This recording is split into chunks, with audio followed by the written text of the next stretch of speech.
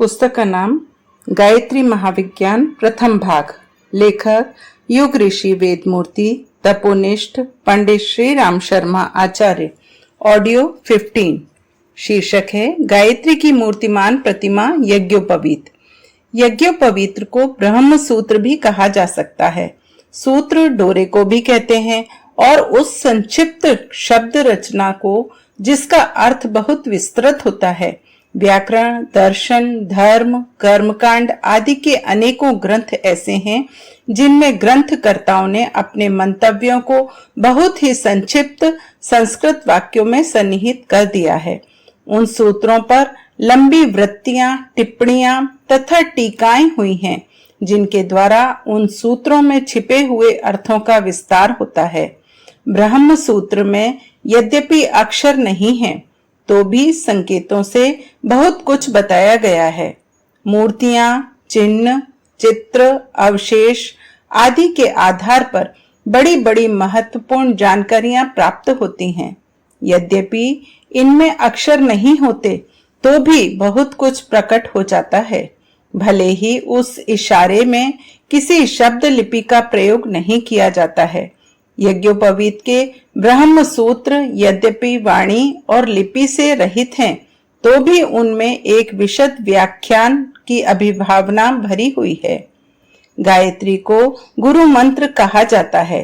यज्ञोपवीत धारण करते समय जो वेदारंभ कराया जाता है वह गायत्री से कराया जाता है। प्रत्येक द्विज को गायत्री जानना उसी प्रकार अनिवार्य है जैसे कि यज्ञोपवीत धारण करना। यह गायत्री यज्ञोपवीत का जोड़ा ऐसा ही है जैसा लक्ष्मी नारायण, सीताराम, राधे श्याम, प्रकृति ब्रह्म, गौरी शंकर, नर मादा का जोड़ा है। दोनों को सम्मिलित अवस्था का नाम ही गृहस्थ है। वैसे ही गायत्री उपवीत का सम्मिलन भी द्विजत्व है। उपवीत सूत्र है तो गायत्री उसकी व्याख्या है। दोनों की आत्मा एक दूसरे के साथ जुड़ी हुई है। यज्ञोपवीत में 3 तार हैं। गायत्री में 3 चरण हैं। तत्सवितुर्वरेण्यम प्रथम चरण, भर्गो देवस्य धीमहि द्वितीय चरण, धियो यो नः प्रचोदयात् तृतीय चरण। तीनों तारों का क्या तात्पर्य है, इसमें क्या संदेश निहित है, यह बात जाननी हो तो गायत्री के इन 3 चरणों को भली प्रकार जान लेना चाहिए। उपवीत में 3 प्रकार की ग्रंथियां और एक ब्रह्म ग्रंथि होती है। गायत्री में 3 व्याहृतियां भू भुव स्वः और एक प्रणव ओमकार है। गायत्री के आरंभ में ओमकार और भू भुव स्वः का जो तात्पर्य है उसी ओर यज्ञोपवीत की 3 ग्रंथियां संकेत करती हैं। उन्हें समझने वाला जान सकता है कि यह 4 गांठें मनुष्य जाति के लिए क्या क्या संदेश देती हैं। इस महाविज्ञान को सरलता पूर्वक हृदयंगम करने के लिए इसे 4 भागों में विभक्त कर सकते हैं। पहला प्रणव तथा तीनों व्याहृतियां अर्थात यज्ञोपवीत की 4 ग्रंथियां। दूसरा गायत्री का प्रथम चरण अर्थात यज्ञोपवीत का प्रथम लंग। तीसरा द्वितीय चरण अर्थात द्वितीय लंग। चौथा तृतीय चरण अर्थात तृतीय लंग। आइए अब इन पर विचार करें। पहला प्रणव का संदेश यह है, परमात्मा सर्वत्र समस्त प्राणियों में समाया हुआ है, इसलिए लोक सेवा के लिए निष्काम भाव से कर्म करना चाहिए और अपने मन को स्थिर तथा शांत रखना चाहिए। दूसरा भूहु का तत्व ज्ञान यह है, शरीर अस्थायी औजार मात्र है, इसलिए उस पर अत्यधिक आसक्त ना होकर आत्मबल बढ़ाने का श्रेष्ठ मार्ग का सत्कर्मों का आश्रय ग्रहण करना चाहिए। तीसरा बहुवा का तात्पर्य है, पापों के विरुद्ध रहने वाला मनुष्य देवत्व को प्राप्त करता है। जो पवित्र आचरणों और साधनों को अपनाता है वही बुद्धिमान है। चौथा, स्वहा की प्रतिध्वनि यह है, विवेक द्वारा शुद्ध बुद्धि से सत्य जानने, संयम और त्याग की नीति का आचरण करने के लिए अपने को तथा दूसरों को प्रेरणा देनी चाहिए। यह चतुर्मुख नीति यज्ञोपवीत धारी की होती है।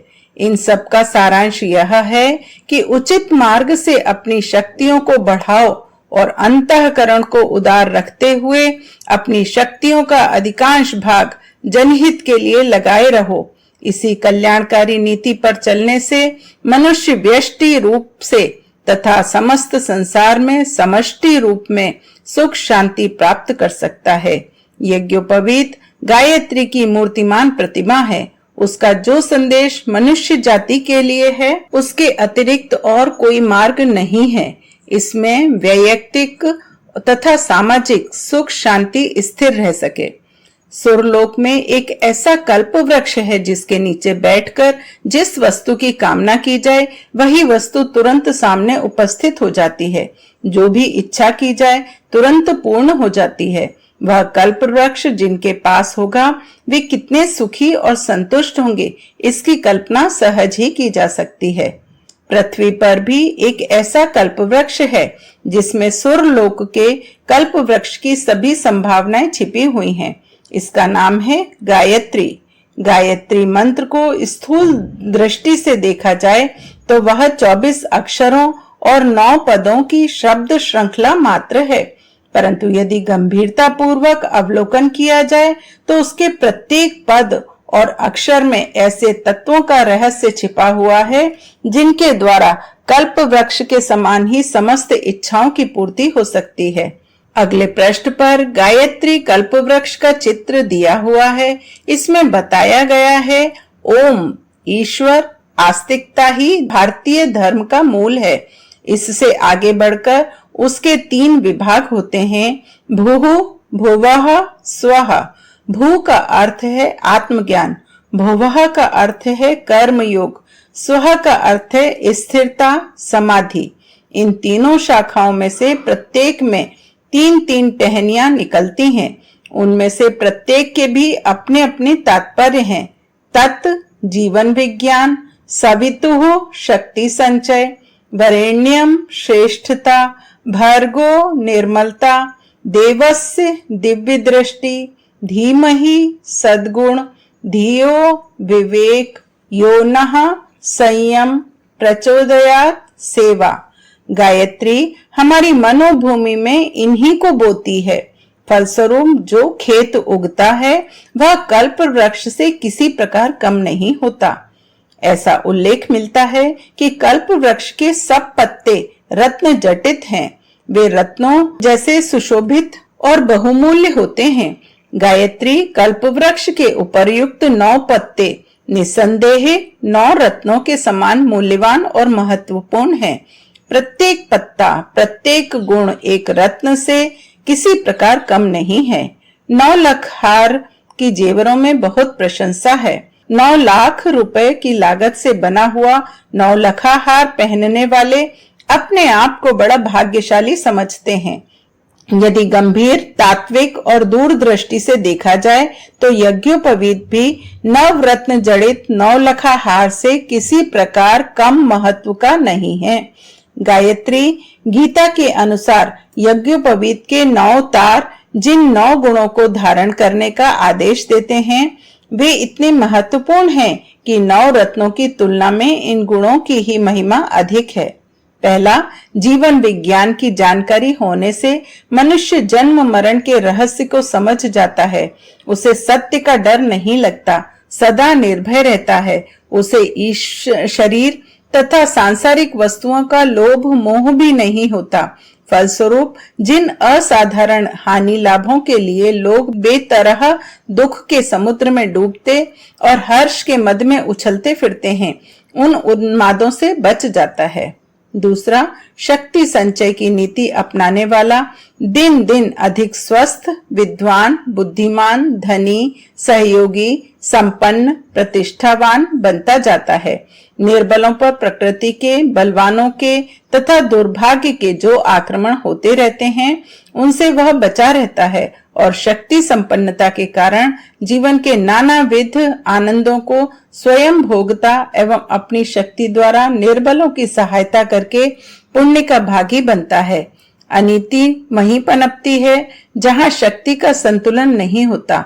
शक्ति संचय का स्वाभाविक परिणाम है, अनीति का अंत, जो कि सभी के लिए कल्याणकारी है। तीसरा, श्रेष्ठता का अस्तित्व परिस्थितियों में नहीं, विचारों में होता है। जो व्यक्ति साधन संपन्नता में बढ़े चढ़े हैं, परंतु लक्ष्य, सिद्धांत, आदर्श एवं अंतःकरण की दृष्टि से गिरे हुए हैं, उन्हें निकृष्ट ही कहा जाएगा। ऐसे निकृष्ट अपनी आत्मा की दृष्टि में, परमात्मा की दृष्टि में तथा दूसरे गंभीर विवेकवान व्यक्तियों की दृष्टि में नीच श्रेणी के ठहरते हैं। अपनी नीचता के दंड स्वरूप आत्मताड़ना, ईश्वरीय दंड और बुद्धि भ्रम के कारण मानसिक अशांति में डूबे रहते हैं। इसके विपरीत कोई व्यक्ति भले ही गरीब, साधनहीन हो, पर उसका आदर्श, सिद्धांत, उद्देश्य, अंतःकरण उच्च तथा उदार है, तो वह श्रेष्ठ ही कहा जाएगा। यह श्रेष्ठता उसके लिए इतने आनंद का उद्भव करती रहती है जो बड़ी से बड़ी सांसारिक संपदा से भी संभव नहीं। चौथा, निर्मलता का अर्थ है सौंदर्य। सौंदर्य वह वस्तु है जिसे मनुष्य ही नहीं, पशु पक्षी और कीट पतंग तक पसंद करते हैं। यह निश्चित है कि कुरूपता का कारण गंदगी है। मलिनता जहाँ कहीं भी होगी वहां कुरूपता रहेगी और वहां से दूर रहने की सबकी इच्छा होगी। शरीर के भीतर मल भरे होंगे तो मनुष्य कमजोर और बीमार रहेगा। इसी तरह कपड़े, भोजन, त्वचा, बाल, प्रयोजनीय पदार्थ आदि में गंदगी होगी तो वह घृणास्पद, अस्वास्थ्यकर, निकृष्ट एवं निंदनीय बन जाएंगे। मन में, बुद्धि में, अंतःकरण में मलिनता हो तब तो कहना ही क्या, इंसान का स्वरूप हैवान और शैतान से भी बुरा हो जाता है। इन विकृतियों से बचने का एकमात्र उपाय सर्वतोमुखी निर्मलता है, जो भीतर बाहर सब ओर से निर्मल है, जिसकी कमाई, विचारधारा, देह, वाणी, पोशाक, झोंपड़ी, प्रयोजनीय सामग्री निर्मल है, स्वच्छ है, शुद्ध है। वह सब प्रकार से सुंदर, प्रसन्न, प्रफुल्ल, मृदुल एवं संतुष्ट दिखाई देगा। पांचवा, दिव्य दृष्टि से देखने का अर्थ है संसार के दिव्य तत्वों के साथ अपना संबंध जोड़ना। हर पदार्थ अपने सजातीय पदार्थों को अपनी ओर खींचता है और उन्हीं की ओर खुद खींचता है। जिनका दृष्टिकोण संसार की अच्छाइयों को देखने, समझने और अपनाने का है, वह चारों ओर अच्छे व्यक्तियों को देखते हैं। लोगों के उपकार, भलमनसाहत, सेवा भाव, सहयोग और सत्कार्यों पर ध्यान देने से ऐसा प्रतीत होता है कि लोगों में बुराइयों की अपेक्षा अच्छाइयां अधिक हैं और संसार हमारे साथ अपकार की अपेक्षा उपकार कहीं अधिक कर रहा है। आंखों पर जिस रंग का चश्मा लगा लिया जाए उसी रंग की सब वस्तुएं दिखाई पड़ती हैं। जिनकी दृष्टि दूषित है उनके लिए प्रत्येक पदार्थ और प्रत्येक प्राणी बुरा है, पर जो दिव्य दृष्टि वाले हैं वे प्रभु की इस परम पुनीत फुलवाड़ी में सर्वत्र आनंद ही आनंद बरसता देखते हैं। छठा है सद्गुण। अपने में अच्छी आदतें, अच्छी योग्यताएं, अच्छी विशेषताएं धारण करना सद्गुण कहलाता है। विनय, नम्रता, शिष्टाचार, मधुर भाषण, उदार व्यवहार, सेवा, सहयोग, ईमानदारी, परिश्रमशीलता, समय की पाबंदी, नियमितता, मितव्ययिता, मर्यादित रहना, कर्तव्यपरायणता, जागरूकता, प्रसन्न मुख मुद्रा, धैर्य, साहस, पराक्रम, पुरुषार्थ, आशा, उत्साह, यह सब सद्गुण हैं। संगीत, साहित्य, कला, शिल्प, व्यापार, वक्तृता, व्यवसाय, उद्योग, शिक्षण आदि योग्यताएं होना सद्गुण है। इस प्रकार के सद्गुण जिसके पास हैं वह आनंद में जीवन बिताएगा। इसकी कल्पना सहज ही की जा सकती है।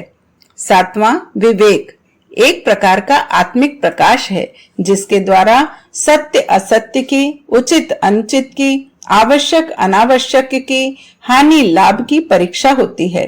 संसार में असंख्यों परस्पर विरोधी मान्यताएं, रिवाजें, विचारधाराएं प्रचलित हैं और उनमें से हर एक के पीछे कुछ आधार, कुछ उदाहरण तथा कुछ पुस्तकों एवं महापुरुषों के नाम अवश्य संबंधित होते हैं। ऐसी दशा में यह निर्णय करना कठिन होता है कि इन परस्पर विरोधी बातों में क्या ग्राह्य है और क्या अग्राह्य। इस संबंध में देश, काल, परिस्थिति, उपयोगिता, जनहित आदि बातों को ध्यान में रखते हुए सद्बुद्धि से जो निर्णय किया जाता है वही प्रामाणिक एवं ग्राह्य होता है। जिसने उचित निर्णय कर लिया तो समझिए कि उसने सरलता पूर्वक सुख शांति के लक्ष्य तक पहुंचने की सीधी राह पाली। संसार में अधिकांश कलह, क्लेश, पाप एवं दुखों का कारण दुर्बुद्धि, भ्रम तथा अज्ञान होता है। विवेकवान व्यक्ति इन सब उलझनों से अनायास ही बच जाता है। 8वां, संयम। जीवनी शक्ति का, विचार शक्ति का, भोग इच्छा का, श्रम का संतुलन ठीक रखना ही संयम है। ना इनको घटने देना, ना नष्ट निष्क्रिय होने देना और ना अनुचित मार्ग में व्यय होने देना संयम का तात्पर्य है। मानव शरीर आश्चर्यजनक शक्तियों का केंद्र है। यदि उन शक्तियों का अपव्यय रोककर उपयोगी दिशा में लगाया जाए तो अनेक आश्चर्यजनक सफलताएं मिल सकती हैं और जीवन की प्रत्येक दिशा में उन्नति हो सकती है। 9वां, सेवा। सहायता, सहयोग, प्रेरणा, उन्नति की ओर, सुविधा की ओर किसी को बढ़ाना यह उसकी सबसे बड़ी सेवा है। इस दिशा में हमारा शरीर और मस्तिष्क सबसे अधिक हमारी सेवा का पात्र है, क्योंकि वह हमारे सबसे अधिक निकट है। आमतौर से दान देना, समय देना या बिना मूल्य अपनी शारीरिक मानसिक शक्ति किसी को देना सेवा कहा जाता है और यह अपेक्षा नहीं की जाती कि हमारे इस त्याग से दूसरों की कोई क्रिया शक्ति, आत्मनिर्भरता, स्फूर्ति, प्रेरणा जागृत हुई या नहीं। इस प्रकार की सेवा व्यक्ति को आलसी, परावलंबी और भाग्यवादी बनाने वाली हानिकारक सेवा भी है। हम दूसरों की इस प्रकार प्रेरक सेवा करें जो उत्साह, आत्मनिर्भरता और क्रियाशीलता को सतेज करने में सहायक हो। सेवा का फल है उन्नति। सेवा द्वारा अपने को तथा दूसरों को समुन्नत बनाना, संसार को अधिक सुंदर और आनंदमय बनाना महान पुण्य कार्य है। इस प्रकार के सेवा भावी पुण्यात्मा सांसारिक एवं आत्म दृष्टि से सदा सुखी और संतुष्ट रहते हैं। यह नवगुण निसंदेह नवरत्न है। लाल मोती, मूंगा, पन्ना, पुखराज, हीरा, नीलम, गोमेद, वैदुर्य यह 9 रत्न कहे जाते हैं। कहते हैं कि जिनके पास ये रत्न होते हैं वे सर्व सुखी समझे जाते हैं, पर भारतीय धर्मशास्त्र कहता है जिनके पास यज्ञोपवीत और गायत्री मिश्रित आध्यात्मिक नवरत्न है वे इस भूतल के कुबेर हैं, भले ही उनके पास धन, दौलत, जमीन जायदाद ना हो। यह नवरत्न मंडित कल्प वृक्ष जिसके पास है वह विवेक युक्त यज्ञोपवीतधारी सदा सुरलोक की संपदा भोगता है। उसके लिए यह भूलोक ही स्वर्ग है। वह कल्प वृक्ष हमें चारों फल देता है, धर्म, अर्थ, काम, मोक्ष चारों संपदाओं से हमें परिपूर्ण कर देता है। अगला शीर्षक है साधकों के लिए उपवीत आवश्यक है।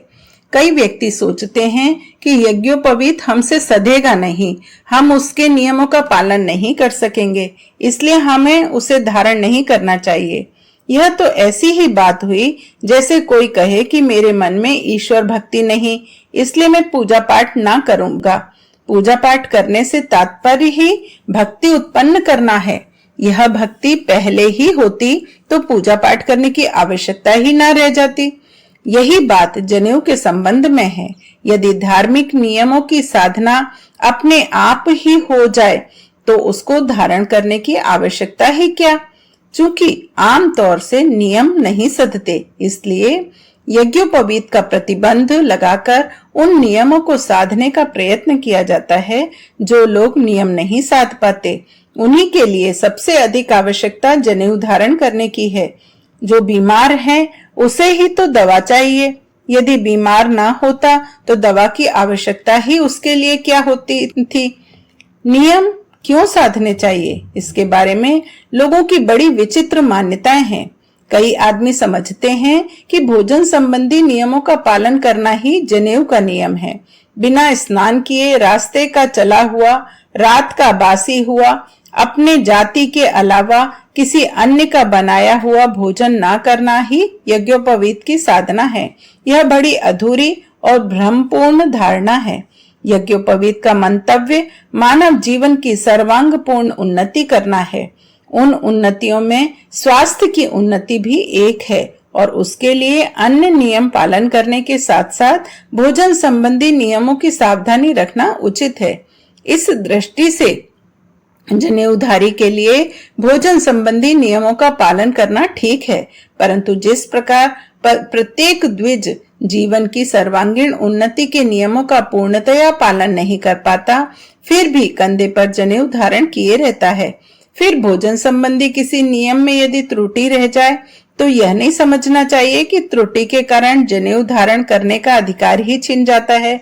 यदि झूठ बोलने से, दुराचार की दृष्टि रखने से, बेईमानी करने से, आलस्य, प्रमाद या व्यसनों में ग्रस्त रहने से जनेऊ नहीं टूटता तो केवल भोजन संबंधी नियम में कभी कभी थोड़ा सा अपवाद आ जाने से नियम टूट जाएगा, यह सोचना किस प्रकार उचित कहा जा सकता है। मलमूत्र के त्यागने में, कान पर जनेऊ चढ़ाने में भूल होने का अक्सर भय रहता है। कई आदमी इस डर की वजह से यज्ञोपवीत नहीं पहनते या पहनना छोड़ देते हैं। यह ठीक है कि इस नियम का कठोरता से पालन होना चाहिए, पर यह भी ठीक है कि आरंभ में इसकी आदत ना पड़ जाने पर नौसिखियों को कुछ सुविधा भी मिलनी चाहिए, जिससे कि उन्हें एक दिन में 3-3 जनेऊ बदलने के लिए विवश ना होना पड़े।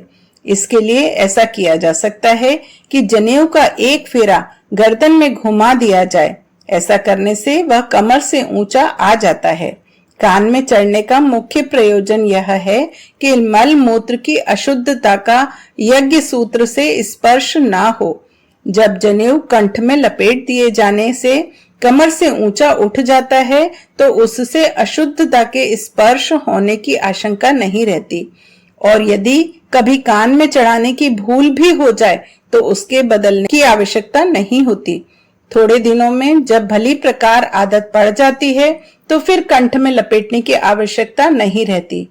छोटी आयु वाले बालकों के लिए तथा अन्य भुलक्कड़ व्यक्तियों के लिए तृतीयांश यज्ञोपवीत की व्यवस्था की जा सकती है। पूरे यज्ञोपवीत की अपेक्षा 2/3 छोटा अर्थात 1/3 लंबाई का 3 लड़ वाला उपवीत केवल कंठ में धारण कराया जा सकता है। इस प्रकार उपवीत को आचार्यों ने कंठी शब्द से संबोधित किया है। छोटे बालकों का जब उपनयन होता था तो उन्हें दीक्षा के साथ कंठी पहना दी जाती थी। आज भी गुरु नामधारी पंडित जी गले में कंठी पहनाकर और कान में मंत्र सुनाकर गुरु दीक्षा देते हैं। इस प्रकार के अविकसित व्यक्ति उपवीत की नित्य की सफाई का भी पूरा ध्यान रखने में प्रायः भूल करते हैं, जिससे शरीर का पसीना उसमें रमता रहता है। फलस्वरूप बदबू, गंदगी, मैल और रोग कीटाणु उसमें पलने लगते हैं। ऐसी स्थिति में यह सोचना पड़ता है कि कोई उपाय निकल आए जिससे कंठी में पड़ी हुई उपवीति कंठी का शरीर से कम स्पर्श हो।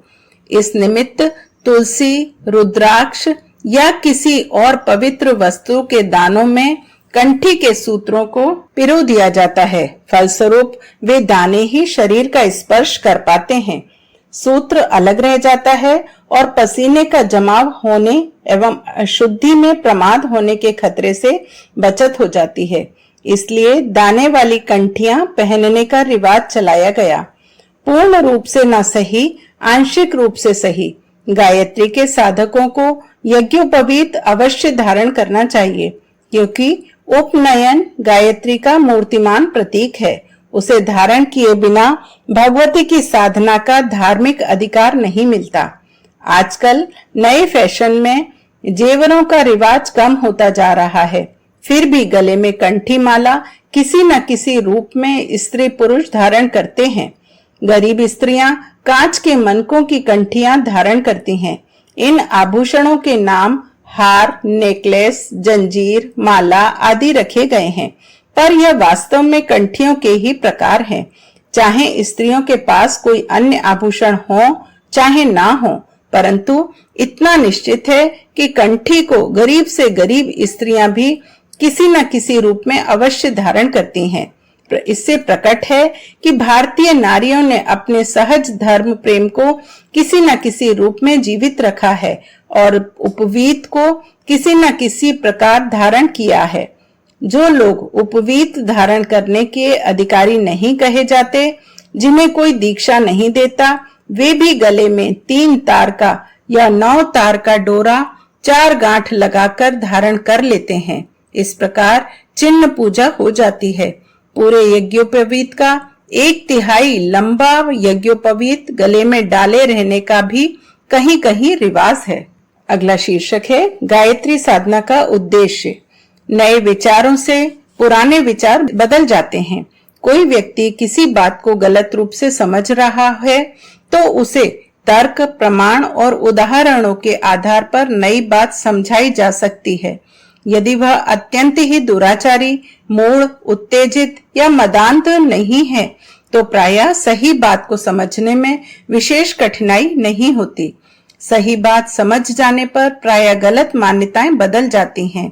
स्वार्थ या मान रक्षा के कारण कोई अपनी पूर्व मान्यता की वकालत करता रहे, पर मान्यता और विश्वास क्षेत्र में उसका विचार परिवर्तन अवश्य हो जाता है।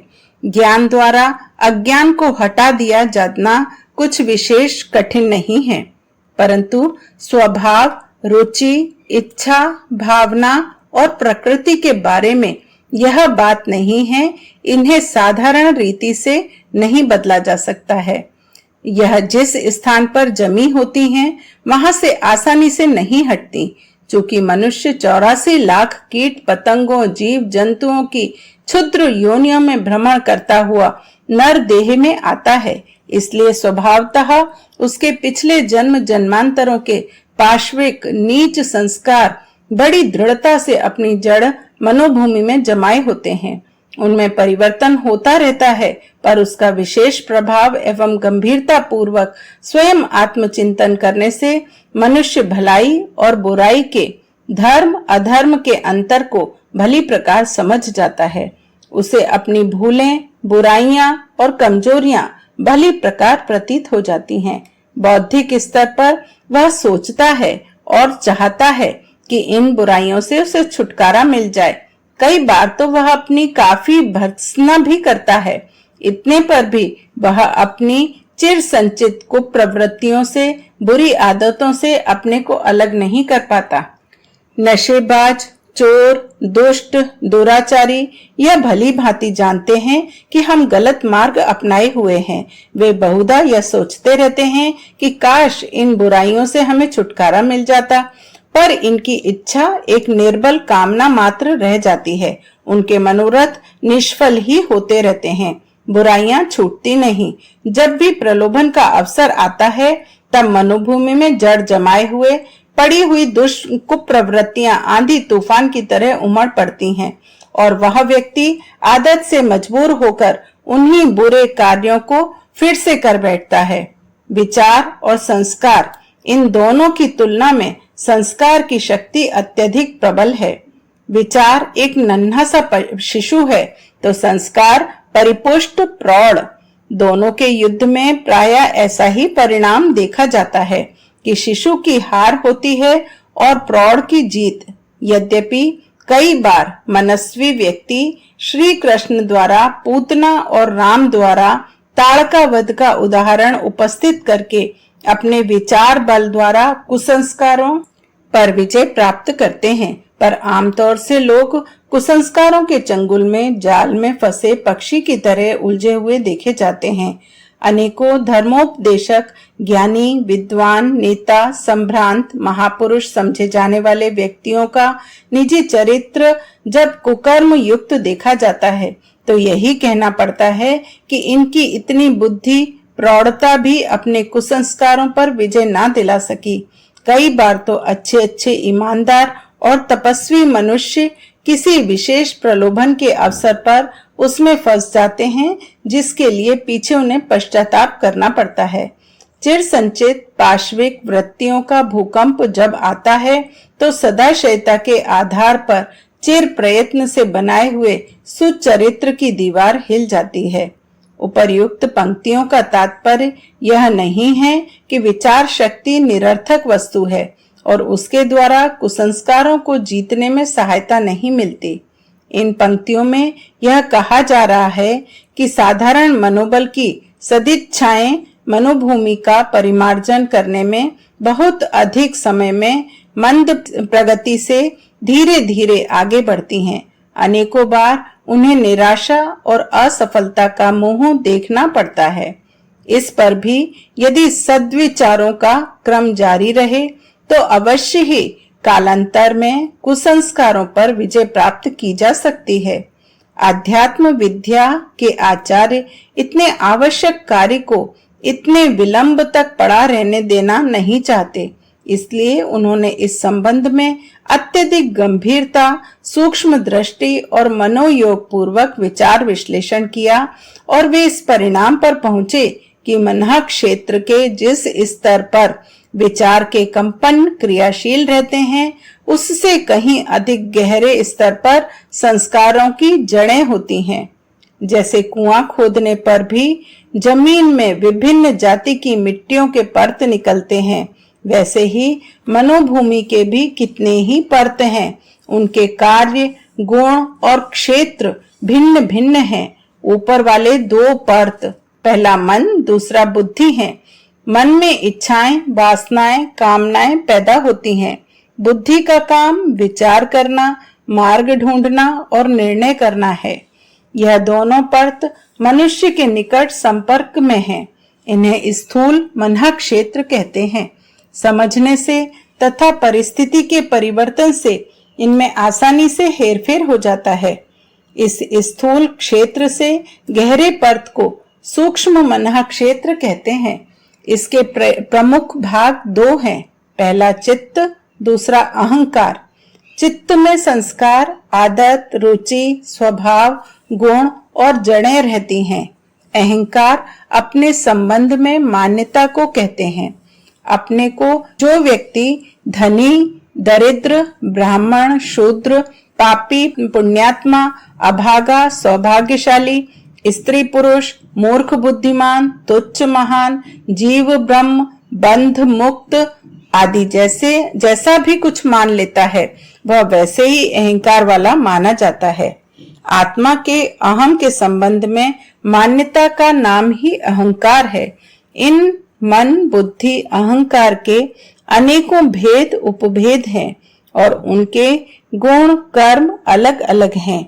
उनका वर्णन इन पंक्तियों में नहीं किया जा सकता। यहाँ तो संक्षिप्त परिचय देना इसलिए आवश्यक हुआ कि कुसंस्कारों के निवारण के बारे में कुछ बातें भली प्रकार जानने में पाठकों को सुविधा हो।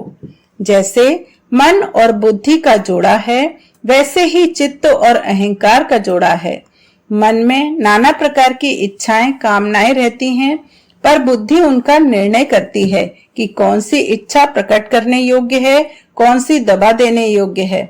इसे बुद्धि जानती है और वह सभ्यता, लोकाचार, सामाजिक नियम, धर्म, कर्तव्य, असंभव आदि का ध्यान रखते हुए अनुपयुक्त इच्छाओं को भीतर दबाती रहती है। जो इच्छा कार्य रूप में लाए जाने योग्य जचती है, उन्हीं के लिए बुद्धि अपना प्रयत्न आरंभ करती है। इस प्रकार यह दोनों मिलकर मस्तिष्क क्षेत्र में अपना ताना बाना बुनते रहते हैं। अंतःकरण क्षेत्र में चित्त और अहंकार का जोड़ा अपना कार्य करता है। जीवात्मा अपने को जिस श्रेणी का, जिस स्तर का अनुभव करता है, चित्त में उस श्रेणी के, उसी स्तर के पूर्व संस्कार सक्रिय और परिपुष्ट रहते हैं। कोई व्यक्ति अपने को शराबी, पाप वाला, कसाई, अछूत, समाज के निम्न वर्ग का मानता है तो उसका यह अहंकार उसके चित्त को उसी जाति के संस्कारों की जड़ जमाने और स्थिर रखने के लिए प्रस्तुत रखेगा। जो गुण, कर्म, स्वभाव इस श्रेणी के लोगों के होते हैं वे सभी उसके चित्त में संस्कार रूप में जड़ जमाकर बैठ जाएंगे। यदि उसका अहंकार अपराधी या शराबी की मान्यता का परित्याग करके लोक सेवी, महात्मा, सच्चरित्र एवं उच्च होने की अपनी मान्यता स्थिर कर ले तो अति शीघ्र उसकी पुरानी आदतें, आकांक्षाएं, अभिलाषाएं बदल जाएंगी और वह वैसा ही बन जाएगा जैसा कि अपने संबंध में उसका विश्वास है। शराब पीना बुरी बात है, इतना मात्र समझाने से उसकी लत छूटना मुश्किल है, क्योंकि हर कोई जानता है कि क्या बुराई है, क्या भलाई है। ऐसे विचार तो उनके मन में पहले भी अनेकों बार आ चुके होते हैं। लत तभी छूट सकती है जब वह अपने अहंकार को प्रतिष्ठित नागरिक की मान्यता में बदले और यह अनुभव करे कि ये आदतें मेरे गौरव के स्तर के व्यवहार के अनुपयुक्त हैं। अंतःकरण की एक ही पुकार से, एक ही हुंकार से, एक ही चित्कार से जमे हुए कुसंस्कार उखड़कर एक ओर गिर पड़ते हैं और उनके स्थान पर नए, उपयुक्त, आवश्यक, अनुरूप संस्कार कुछ ही समय में जम जाते हैं। जो कार्य मन तथा बुद्धि द्वारा अत्यंत कष्ट साध्य मालूम पड़ता है वह अहंकार परिवर्तन की एक चुटकी में ठीक हो जाता है। अहंकार तक सीधी पहुंच साधना के अतिरिक्त और किसी मार्ग से नहीं हो सकती। मन और बुद्धि को शांत, मूर्छित, तंद्रित अवस्था में छोड़कर सीधे अहंकार तक प्रवेश पाना ही साधना का उद्देश्य है। गायत्री साधना का विधान भी इसी प्रकार का है। उसका सीधा प्रभाव अहंकार पर पड़ता है। मैं ब्राह्मी शक्ति का आधार हूँ। ईश्वरीय स्फुरना गायत्री मेरे रोम रोम में ओतप्रोत हो रही है। मैं उसे अधिकाधिक मात्रा में अपने अंदर धारण करके ब्राह्मी भूत हो रहा हूँ। यह मान्यताएं मानवीय अहंकार को पाश्विक स्तर से बहुत ऊंचा उठा ले जाती हैं और उसे देव भाव में अवस्थित करती हैं। मान्यता कोई साधारण वस्तु नहीं है। गीता कहती है, यो यत श्रद्धः स एव सः। जो अपने संबंध में जैसी श्रद्धा मान्यता रखता है वस्तुतः वैसा ही होता है। गायत्री साधना अपने साधक को दैवी आत्मविश्वास, ईश्वरीय अहंकार प्रदान करती है और वह कुछ ही समय में वस्तुतः वैसा ही हो जाता है जिस स्तर पर उसकी आत्म मान्यता है। उसी स्तर पर चित्त प्रवृत्तियां रहेंगी। वैसी आदतें, इच्छाएं, रुचियां, प्रवृत्तियां, क्रियाएं उसमें दिख पड़ेंगी। जो दिव्य मान्यता से ओतप्रोत है, निश्चय ही उसकी इच्छाएं, आदतें और क्रियाएं वैसी ही होंगी। यह साधना प्रक्रिया मानव अंतःकरण का कायाकल्प कर देती है। जिस आत्म सुधार के लिए उपदेश सुनना और पुस्तक पढ़ना विशेष सफल नहीं होता था, वह कार्य साधना द्वारा सुविधा पूर्वक पूरा हो जाता है। यही साधना का रहस्य है। उच्च मनः क्षेत्र, सुपरमेंटल ही ईश्वरीय दिव्य शक्तियों के अवतरण का उपयुक्त स्थान है। हवाई जहाज वहीं उतरता है जहां अड्डा होता है। ईश्वरीय दिव्य शक्ति मानव प्राणी के इसी उच्च मनः क्षेत्र में उतरती है। यदि वह साधना द्वारा निर्मल नहीं बना लिया गया है तो अति सूक्ष्म दिव्य शक्तियों को अपने में नहीं उतारा जा सकता। साधना साधक के उच्च मनः क्षेत्र को उपयुक्त हवाई अड्डा बनाती है जहां वह दैवी शक्ति उतर सके। आत्म कल्याण और आत्मोत्थान के लिए अनेक प्रकार की साधनाओं का आश्रय लिया जाता है। देश, काल और पात्र भेद के कारण ही साधना मार्ग का निर्णय करने में बहुत कुछ विचार और परिवर्तन करना पड़ता है। स्वाध्याय में चित्त लगाने से सन्मार्ग की ओर रुचि होती है। सत्संग से स्वभाव और संस्कार शुद्ध बनते हैं। कीर्तन से एकाग्रता और तन्मयता की वृद्धि होती है। दान पुण्य से त्याग और अपरिग्रह की भावना पुष्ट होती है। पूजा उपासना से आस्तिक भावना और ईश्वर विश्वास की भावना उत्पन्न होती है। इस प्रकार भिन्न भिन्न उद्देश्यों और परिस्थितियों को दृष्टिगोचर रखकर ऋषियों ने अनेक प्रकार की साधनाओं का उपदेश दिया है, पर इनमें सर्वोपरि तप की साधना ही है। तप की अग्नि से आत्मा के मल विक्षेप और पाप ताप बहुत शीघ्र भस्म हो जाते हैं और आत्मा में एक अपूर्व शक्ति का आविर्भाव होता है। गायत्री उपासना सर्वश्रेष्ठ तपश्चर्या है। इसके फलस्वरूप साधक को जो दैवी शक्ति प्राप्त होती है, उससे सच्चा आत्मिक आनंद प्राप्त करके उच्च से उच्च भौतिक और आध्यात्मिक लक्ष्य को वह प्राप्त कर सकता है। यह अपरा प्रकृति का परा प्रकृति में रूपांतरित करने का विज्ञान है। मनुष्य की पाश्विक वृत्तियों के स्थान पर ईश्वरीय सत शक्ति को प्रतिष्ठित करना ही आध्यात्म विज्ञान का कार्य है। तुच्छ को महान, सीमित को असीम, अणु को विभु, बद्ध को मुक्त, पशु को देव बनाना साधना का उद्देश्य है। यह परिवर्तन होने के साथ साथ वे